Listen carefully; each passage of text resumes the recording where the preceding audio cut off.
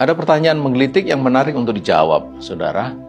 Mengapa tak sedikit orang yang sebenarnya tidak normal, tapi dia bisa bertindak bahkan lebih baik, ya bertindak sama atau bahkan lebih baik dari orang yang normal. Sementara kita lihat banyak sekali orang yang normal, tapi sering bertindak bagaikan orang yang tidak normal. Lalu kira-kira apa faktor yang menentukan mengapa menjadi seperti itu? Coba kita lihat ya. Di Amerika Serikat itu ada gadis yang bernama Jessica Cox yang dia terlahir tak sempurna. Dia lahir hanya dengan kedua kakinya tanpa tangan sama sekali. Ya. Tapi luar biasanya kini bukan hanya bisa menyetir mobil, bisa berenang, taekwondo, bahkan juga bisa mengemudikan pesawat. Dan dia wanita pertama yang mendapatkan Guinness World Record sebagai orang pertama yang bersertifikat menerbangkan pesawat dengan menggunakan kedua kakinya.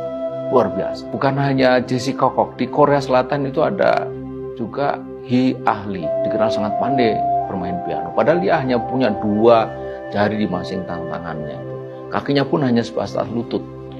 Nah, karena kepiawaiannya memainkan piano itu, Hee dikenal sebagai the four-fingered pianist. Umur 7 tahun dia memenangkan the 90th National Handicap Contest yang langsung diberikan oleh Presiden Korea Selatan pada waktu itu. Masih ada contoh lagi, di Qatar ada Ghanim yang lahir juga tak sempurna, ya.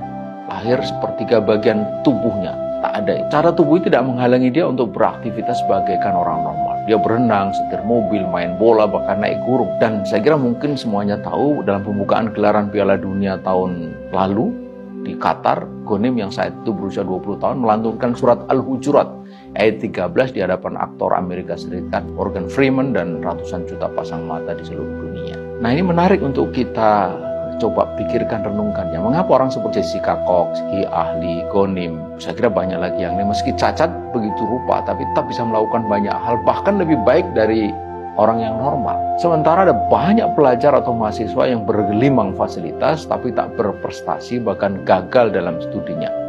Kalah dengan mereka yang belajar dengan fasilitas terbatas.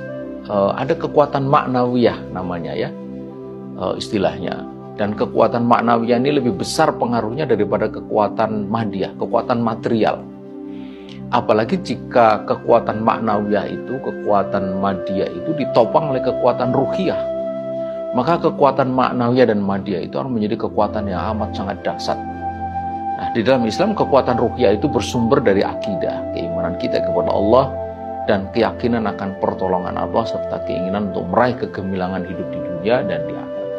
Seperti doa kita itu, Rabbana atina fid dunya hasanah wa fil akhirati hasanah. Ini terjadi ya di hampir semua perang di awal dakwah Islam. Pasukan Islam itu selalu kalah jumlah ya, outnumbered dibanding dengan pasukan kafir. Dalam perang Badar misalnya, 313 pasukan Islam, dia harus berhadapan dengan hampir 1000 pasukan kafir.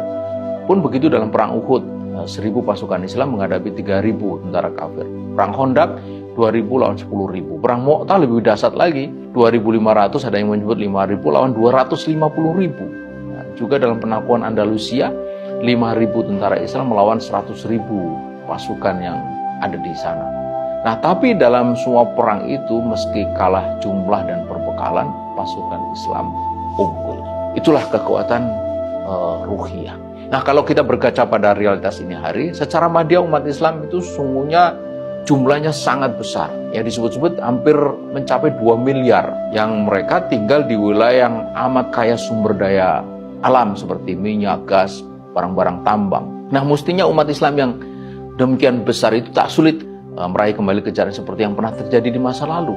Nah, tapi mengapa sekarang kemuliaan yang dicita-citakan itu tak kunjung terwujud? Nah, disitulah masalahnya, saudara, bahwa ternyata tanpa kekuatan maknawiyah, apalagi tanpa kekuatan ruhiyah, kekuatan madiyah yang demikian besar itu, jumlah penduduk, jumlah pemeluk Islam yang sangat besar, segala macam itu tak berarti apa-apa.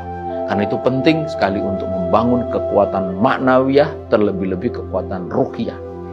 Inilah kekuatan tersembunyi yang menjadi penentu keberhasilan diri, jamaah, dan umat. Dan ini pula yang semestinya harus kita terus tanamkan pada diri umat, agar umat yang secara madiyah itu sudah begitu luar biasanya ini itu bangkit kembali meraih kejayaannya seperti yang pernah terjadi di masa lalu. Dan juga disebut dalam Al-Quran sebagai khairu ummat. Kuntum khairu ummatin ukhrijat linnas. Insya Allah.